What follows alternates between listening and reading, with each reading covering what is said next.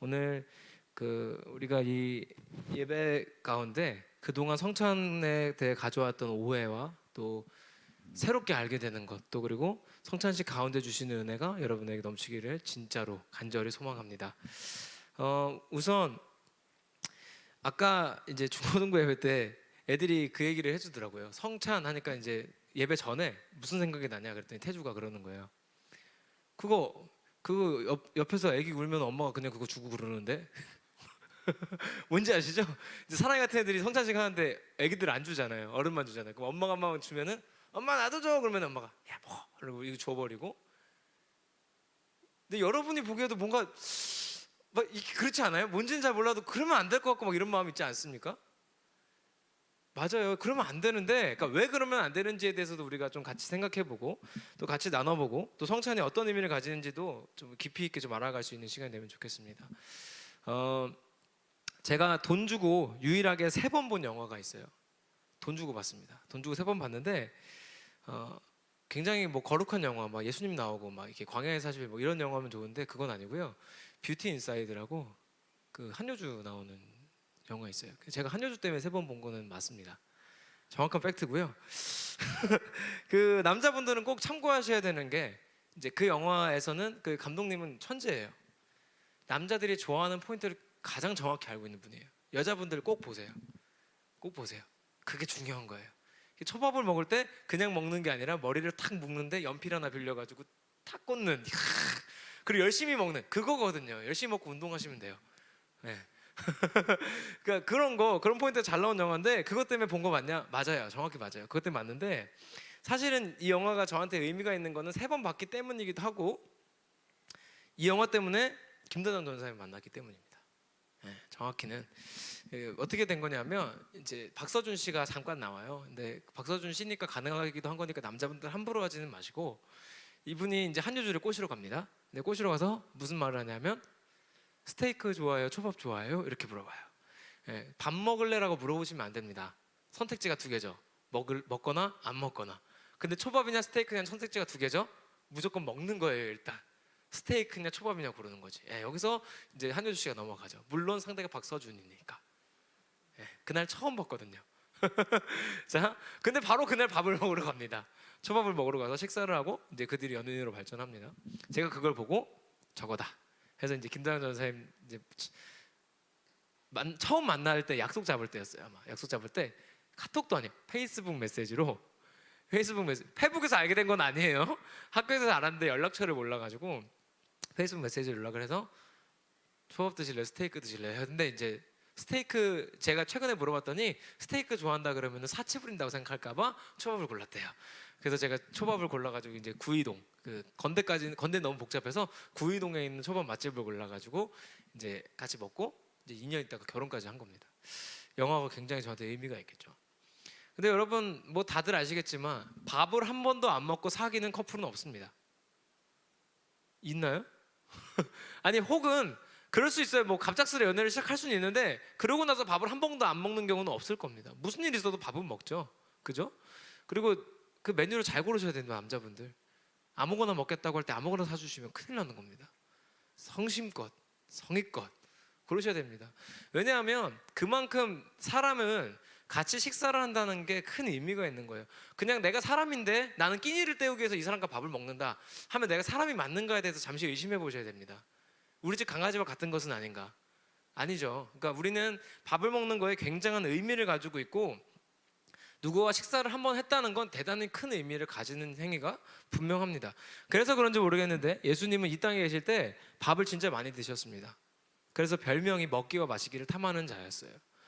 근데 예수님은 주로 뭐 과부의 집에 가서 먹기도 하셨고 뭐 죄인들 주로 나쁜 놈들이라고 평가되는 사람들과 식사를 많이 하셨죠. 그래서 별명이 사실 비꼬는 듯이 먹기와 마시기를 탐하는 자라고 불리시기도 하셨어요. 예수님의 사역에서 먹는 게 진짜 핵심적인 부분이기도 했던 거예요. 근데 놀랍게도 예수님이 혼자 가서 먹었으면 참 좋은데 대단하시죠. 남자 12명을 데리고 다니죠. 남자 12명이랑 한 집에 가서 오늘 니네 집에서 밥을 좀 얻어 먹겠습니다 하고 밥을 싹 쓸어 먹고 12명이서 먹으면 얼마나 베드로가 또 얼마나 많이 먹었겠어요. 여러분 생각해 보세요. 보통 많이 먹는 사람이 아니에요. 그 사람이 얼마나 많이 먹고 나왔겠습니까? 그런데 그럼에도 불구하고 예수님은 그만큼 식사를 많이 하셨습니다. 심지어요, 우리가 오늘 읽은 요한복음에서는 먹는 이야기로 시작해서 먹는 이야기로 끝납니다. 자, 우리 작년에 설레임했던 분들은 기억하시죠? 마태, 마가, 누가복음은 세 가지를 합쳐서 공관복음이라고 불러요. 같은 관점을 가진 복음서다 해서 공관복음이고, 요한복음은 달라요. 그런데 요한복음이 내용이 조금씩 다릅니다. 예를 들면 가나안에서 혼인잔치로 시작되는 성경은 요한복음밖에 없어요. 그래서 혼인잔치에 가서 예수님이 뭘 하시죠? 물을 포도주로 바꾸시죠. 무슨 자리예요? 밥 먹는 자리죠. 식사 자리. 그리고 요한복음 마지막 장 21장에 오면, 여기가 오늘 읽은 본문으로 이제 그 다음에 끝이 나는데, 마지막 장에서 나오는 장면도 뭐냐 하면 바닷가에서 숯불에다가 예수님이 고기랑 생선을 구워서 제자들과 식사하시는 장면으로 마무리가 됩니다. 요한복음에서 그리고 있는 예수님은 상당히 먹는 걸 좋아하는 사람이 확실합니다. 먹는 걸로 시작해서 먹는 걸로 끝납니다. 그런데 이것이 단순히 그냥 먹었다, 그런 사실이 있다라는 내용을 전달하고 싶은 건 아닌 것 같아요. 오늘 본문을 좀 깊이 있게 들어가 볼게요. 상상 한번 하면서 들어보세요. 제자들이 놀랍게도 예수님이 부활하신 걸 압니다. 알았어요. 근데 지금 베드로를 포함해서 베드로의 형제들은 또 뭐 하고 있냐면 바닷가에서 물고기를 잡고 있습니다. 그리고 밤이 맞도록 밤새 물고기를 잡았는데 잡히지 않았어요. 그런데 그때 바닷가에서 누군가가 소리를 쳤어요. 거기다 던져봐라. 그래서 베드로가 던집니다. 던지고 났더니 물고기가 잡히죠. 베드로는 이미 그게 주님이신지 알고 있습니다. 그 목소리를 듣고 알았습니다. 그리고 생선을 잡고 이제 배를 몰고 바닷가에 돌아와서 올라옵니다. 올라왔더니 거기에 누가 숯불을 피워놓고 생선을 굽고 떡을 굽고 있습니다. 누군가 봤더니 제자들이 주님이신 줄 알았더라라고 성경에서 말하고 있습니다. 그리고 예수님이 제자들한테, 저는 이러지 않았을까 싶어요. 제 같으면, 야, 또 어부를 하고 있냐? 뭘 배운 거야 지금? 저 같으면 그랬을 것 같은데 예수님이 뭐라 그러시냐면, 불 피워놓고 생선 굽고 떡 구우면서 조반을 먹어라. 쉬운 말로 아침 먹어라 라고 말씀하십니다. 여러분 한번 생각해 보세요. 밤새고 뭔가 작업하고 나서 먹는, 해장국집 가서 먹는 아침 혹은 콩나물국밥 맛있지 않습니까? 근데 그것도 맛있는데, 숯불은 아무거나 갖다 놔도 다 맛있는데, 숯불에 생선이랑 떡을 구워서 아침을 주시는 예수님의 클래스, 먹는 거에 통달하신 분이죠. 그 시대의 백종원이죠. 그런데 그분이 이제 맛있는 걸 차려놓고 만말해 주십니다. 예수님은 잔소리부터 한 게 아니라 일단 먹였어요. 왜 먹였을까요? 할 말이 있는 거죠. 공짜는 없어요. 할 말이 있어서 먹인 거예요. 근데 먹이고 나서 이제 신나게 먹고 있는데 예수님이 갑자기 갑분싸 만드는 질문을 하십니다. 그것도 예수님을 배신했던, 예수님을 3번이나 모른다고 했던 베드로한테 하필이면 물어보죠. 뭐라고? 네가 나를 사랑하느냐? 갑분싸. 베드로가 뭔 짓을 했는지 다 알거든. 너 큰일 났다. 이제 큰일 났다 했는데, 그때 베드로가 뭐라고 합니까? 이제 큰일 난 걸 알아요, 본인도. 그리고 빨리 대답해요. 주님, 제가 당신을 사랑합니다. 제 주님을 사랑합니다. 그러니까 예수님 한 번 더 물어보죠. 네가 나를 사랑하느냐? 그러니까 또 빠르게 대답하죠. 네, 제가 주님을 사랑합니다. 한 번 더 물어보십니다. 그랬더니 베드로가 조금 길게 대답하죠. 주님께서 제가 당신을 사랑하는 줄 이미 아시나이다 라고 대답하죠. 그리고 그 베드로한테 예수님 뭐라고 말씀하시냐면, 이제 내 양을 먹이라고 하십니다. 이 내 양을 먹이라는 걸 그냥 요즘에 우리가 통용되는 말로 바꾸면 아주 간단해요. 복음을 전하겠습니다. 복음을 전해라 라고 말씀하신 거죠. 예수님은 제자들에게 부활하신 후에 나타나셔서 복음을 전해라라고 말씀하시기 전에 식사를 대접하셨습니다. 식탁을 차려두고. 그 식탁이 지금 여러분 앞에 차려져 있는 겁니다. 우리는요, 이 성찬이라는 걸 대할 때 주로 많은 경우에 예수님의 장례식을 치러 왔습니다. 심지어 부활절에 성찬식을 해도 예수님 장례식을 치릅니다. 사실 모든 주일이 부활절인데 부활절에 성찬을 해도 장례식을 치르죠. 그래서 다 어떻게 해요? 성찬식 하면 맨날 패션 오브 크라이스트 영상 탁 틀어놓고, 제가 제일 싫어요. 그래서 그거 아닌 영상 찾는데 영상이 없어요. 왜 없겠어요? 아는 사람이 없는 거예요. 제가 오죽하면 이번 주에 이거 예배 준비하면서 노래를 만들었잖아요. 부를 게 없어서. 왜? 모르니까. 성찬은 예수님의 장례식이기도 해요. 왜냐하면 예수님이 잡히시기 전날 밤 했던 것이 기원이 된 건 맞으니까. 그런데 그런 의미만 있는 건 아니에요. 그러니까 우리가 이럴 필요 없다는 거예요. 성찬을 대할 때 딱 그 성찬기 와가지고 이렇게 딱 받으면 막 슬퍼하고 막 눈물 흘리고, 그게 가끔은 그럴 수 있는데 매번 그래야 되는 건 아니라는 뜻입니다. 예수님의 장례식이 아닙니다. 예수님 장례식이 아니라 오히려 부활하셔서 제자들 앞에 나타나시고 상을 차려주셨던 그 예수님과의 만남이에요. 여러분 좋아하는 사람 만나서 밥 먹는데 내가 있잖아 맨날 이러고 밥 먹으면 그 사람이랑 만나고 싶어요? 오늘로 마지막이 될 수도 있지 않습니까? 그게 성찬식이 되면 안 되잖아요. 그러니까 우리가 이 성찬을 대하는 자세가 좀 달라질 수 있기를 바랍니다. 우리가 성찬을 대하는 태도가 진지하지 말자는 뜻이 아니에요. 단순히 예수님이 돌아가신 것을 기억하고 장례식을 치르자는 의미가 아니라 예수님과 식탁을 대하고 있는 거예요. 어떤 의미로? 첫 번째로는 과거에 제자들과 그 부활하시고 나타나셔서 대하셨던 그 식탁을 기억해 보는 겁니다. 그 식탁으로 우리가 초대돼서 가는 겁니다. 제자들을 부르셨던 그 자리로 예수님이 손수 준비하신 숯불 위에 생선과 떡국을 구우셨던 그 자리로 우리도 가는 겁니다. 그 자리로 간다는 건 어떤 의미가 있을까요? 예수님이 베드로에게 하셨던 질문을 우리에게도 하시는 겁니다. 네가 나를 사랑하느냐? 네가 나를 사랑하느냐? 그리고 대답하는 우리한테 이렇게 말씀하시겠죠? 내 양을 먹이라. 우리는 성찬을 대할 때 이거에 대해 고민해야 돼요. 내가 주님을 사랑하는가? 그리고 나한테 양을 먹이라고 하시는 우리 주님 앞에 나는 무엇이라 대답할 것인가? 그 가운데로 깊이 있게 나아갈 수 있기를 바랍니다. 그리고 또 한 가지 의미가 더 있습니다.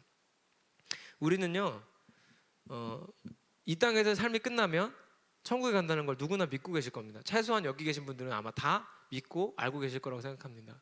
거기에 가면 우리가 예수님과 또 만나를 먹게 될 겁니다. 그 우리가 하나님 나라에서 맛보게 될, 우리가 죽어서 갈 하나님 나라에서 맛보게 될 그 식탁이 지금 오늘 이 자리에 와 있습니다. 미래적인 의미가 들어있는 거죠. 성찬이 우리한테 주는 의미는 하나님 나라에서 맛볼 식탁, 천국에서의 밥상을 이 땅에서 맛보는 의미를 가집니다. 그러니까 과거에 제자들과 먹었던 식탁이 여기에 오고요, 다음에 우리가 죽어서 먹게 될 천국의 식탁이 여기에 또 임하는 의미를 가지고 있습니다. 그리고 또요, 그것이 현재 우리가 이 자리에서 임함으로 예수님과 현재 여기에서 만나서 식사하는 자리의 의미를 가지게 되는 겁니다. 그러니까 어떤 거예요? 과거와 현재와 미래가 동시에 존재하는 예식 순서인 거예요. 우리는 이 성찬에 참여함으로 그 모든 의미를 다 녹일 수 있는 거예요. 지금도 보세요. 제가 설교하면서 이걸 설명하려니까 얼마나 말이 길어집니까? 그죠? 그런데 성찬은 그냥 우리가 그 식탁 앞에 앉아서 예수님과 앉아서 나눈다는 의미를 좀 기억함으로써 그것만으로도 굉장한 의미를 가질 수 있어요. 그리고 때로는 미래에 맞이할 식탁이 은혜가 될 수도 있고요, 때로는 과거에 제자들에게 줬던 식탁이 은혜가 될 수도 있고, 때로는 지금 내가 예수님과 맞이하고 있는 식탁이 은혜가 될 수도 있는 거예요. 그러니까 할 때마다 사실은 늘 새롭고 또 새로운 은혜를 맞이할 수 있는 예식이기도 한 겁니다. 성찬은 굉장히 멋진 일입니다. 사실 초대교회 성도들은 왜 이 성찬을 매주 했었냐면요, 초대교회 성도들은 예수님이 예수님이 하늘나라로 돌아가신 지 얼마 되지 않은 사람들이잖아요. 그러니까 예수님이랑 밥을 먹어봤던 사람들이에요. 그러니까 그 식탁이 그리운 거예요. 그래서 예배 시간마다 성찬을 하기 시작했습니다. 예배 시간마다. 심지어 그 당시에는 여러분 세례받지 않으신 분은 이제 나가주시면 되겠습니다 하고 세례받지 않은 사람 내보내고 세례받은 사람들끼리 성찬을 했어요. 그때 성찬할 때는 이걸 먹은 게 아니라 뭘 먹었냐 하면 우리가 지금 헌금, 봉헌물로 가져왔던 음식을 앞에 내고 그걸 나눠 먹었어요. 그리고 그걸 우리끼리 다 처먹은 게 아니라 남겼습니다. 먹고 남겨준 게 아니라 짬밥을 처리한 게 아니라 남겨놨어요. 누구를 위해서? 이거를 먹지 못하고 여기 참여하지 못하는 이들을 위해서. 특히 과부와 고아 등등 그 당시 어려운 자들을 위해서 남겨뒀고 그거를 나누는 것이 교회의 당연한 일이었습니다. 이게 지금의 헌금이 된 거예요. 결국엔 사실 성찬이 없었으면 헌금도 없는 겁니다. 이만큼 교회 안에서 핵심적이고 중요한 것이 성찬의 일입니다. 여러분, 우리가 오늘 이제 곧 맞이할 이 성찬 시간에 그것들이 여러분께도 느껴지시기를 바라요. 여러분이 지금 이 자리에서 예수님과 맞대고 식사하는 식사의 자리가 되기를 바라고, 과거에 제자들 초대하셨던 그 자리에 우리가 또 가기를 바랍니다. 그리고 우리가 앞으로 예수님과 맞이할 그 식탁을 기대하는 자리가 또 되기를 바랍니다. 여러분, 이 모든 의미를 가지고 이 이후에 있을 성찬식에 참여하시기를 바랍니다. 그리고 그분이 여러분한테 또 물으실 거예요. 내가 나를 사랑하느냐? 여러분 무엇이라 대답하실지 그 자리에서 같이 고민해 보시고요. 그리고 내 양을 먹이라 하실 때 나는 무엇이라 대답하고 양을 먹이러 갈 것인가에 대해서 정리할 수 있기를 바랍니다. 이걸 한마디로 정리하면요, 예수님과 밥 먹은 사람들은 변화된다는 뜻이에요. 자, 워렌 버핏 아시죠? 우리 담임 목사님도 자주 얘기하시는데 그 사람이랑 점심 한번 먹으려면 60억 내야 된대요. 부럽죠? 근데 60억 내고 밥을 한번 먹은 사람은 뭐 할까요? 그 다음에 투자 전문가랑 밥을 먹었어요. 그 다음 뭐 하겠어요? 이 사람은 투자를 하겠죠. 예수님이랑 밥을 먹은 사람들은 무엇을 하겠습니까? 예수님이 내 양을 먹이라고 하셨는데 우린 무엇을 하겠습니까? 당연히 양을 먹이러 나가야겠죠. 예수님이랑 식사를 했다는 것은요, 우리의 삶의 목적이 바뀌었음을 확인하는 자리입니다. 그리고 바뀐 삶의 목적을 다짐하고 결단하고 다시 한번 확인하고 삶으로 나아가는 자리입니다. 사실 성찬은 하면 할수록 좋아질 텐데 우리가 가끔 하기 때문에 느껴지지 않는 경우도 많아요. 그래서 아까 말씀드린 야 이거 네가 먹어 막 이런 경우도 생기는 거예요. 여러분, 사실 이 빵이 대단한 건 아닙니다. 이 주스 롯데마트에서 산 거고요, 이 빵 저기 할인 브레드데이에서 사온 거예요. 제가 특별히 맞췄어요. 십자가 그려달라고 맞췄어요. 그런데 이 빵 자체가 효력이 있는 건 아닙니다. 이 포도 주스 자체가 막 의미가 부여되고 얘네가 갑자기 예수님의 피로 변하고 몸으로 변한 건 아니에요. 지금도 천주교에서는 이것을 실제 예수님의 몸으로 변한다고 믿고 이걸 실제 예수님의 피로 변한다고 믿습니다. 지금도요. 그래서 성체실이라고 따로 있어요. 이거 보관하는 데가 따로 있어요. 그건 틀린 겁니다. 미안하지만 이게 어떻게 예수님 살이 됩니까? 안 되죠. 빵입니다. 빵인데 우리는 의미를 부여해서 기념하는 겁니다. 예수님이 나와 식사를 하고 싶어 하시는구나. 이 세상을 창조하신 온 세상의 창조주가 나와 밥을 먹고 싶어 하시는구나. 나와 그냥 아무 관계 없는 의미 없는 관계가 아니라 나와 의미 있는 관계가 되고 싶어 하시는구나. 그 자리가 성찬의 자리입니다. 여러분, 예수님과 식사 자리에 초대되신 엄청난 분들입니다. 세례를 받으셨기 때문에 그 자격이 되신 겁니다. 우리가 성찬의 상을 대할 때 그분 앞에 나아갈 때 그런 마음이면 좋겠어요. 우리가 이제 제가 곧 정리하고 기도하고 성찬의 자리로 나아갈 겁니다. 그때 이 모든 내용들이 기억나시기를 바라요. 우리가 이 성찬을 대하는 자세가 어떻게 달라져야 하고 오늘 이 성찬에서 우리에게 주시는 말씀은 어떤 것인지 느껴지고 알게 되시면 좋겠습니다. 정리하겠습니다. 성찬은요, 예수님의 장례식이 아닙니다. 성찬은 예수님이 차려주신 식탁에서 함께 식사하는 것입니다. 과거와 현재와 미래가 모두 포함된 멋진 예식입니다. 그리고 무엇보다 예수님이 차려주신 그 식탁 앞에서 예수님의 마음을 전해 듣고 우리의 마음을 고백하는 시간이기도 합니다. 예수님이 원하시는 것이 무엇인지를 듣고 우리의 마음을 고백하고 사명을 확인하고 다짐하고 결단으로 세상으로 나아가는 시간이기도 합니다. 우리는 단순히 이 눈에 보이는 빵과 포도주를 먹는 일로 끝나는 것이 아니라 식사를 통해 사명을 확인하고 삶의 목적을 확인하고 다시 한번 나아가는 순서입니다. 오늘은 설교가 짧습니다. 이 성찬을 통해 우리의 인간의 말로는 표현할 수 없는 하나님의 은혜가 여러분 가운데 임하시길 간절히 소망합니다. 기도합시다. 하나님,